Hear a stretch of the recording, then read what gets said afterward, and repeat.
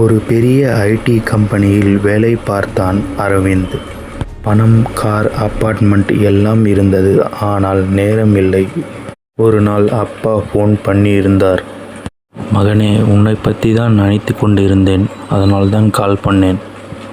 அரவிந்த் சொன்னான். அப்பா, மீட்டிங்கில் இருக்கேன், கொஞ்ச நேரம் கழித்து கால் பண்ணுறேன்.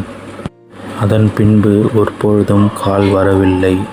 அடுத்த நாள் காலை ஒரு ஃபோன் கால். அது ஆஃபீஸில் இருந்து இல்லை, வீட்டில் இருந்து. அப்பா நேற்று இரவு போயிட்டார். அரவிந்த் கையில் இருந்த மொபைல் ஃபோன் கீழே விழுந்தது.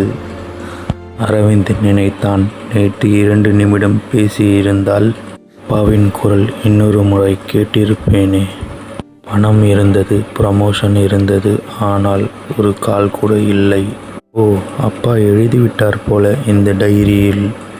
அதில் ஒரு வரி, என் மகன் பிஸி, ஆனால் அவன் சந்தோஷமாக இருக்கிறான். அந்த நாள் முதல் ஒரு பழக்கம் ஏற்பட்டது. கால் லேட்டர் இல்லை, கால் now. Yes, everything feels so different now. It's a good change. I'm truly happy.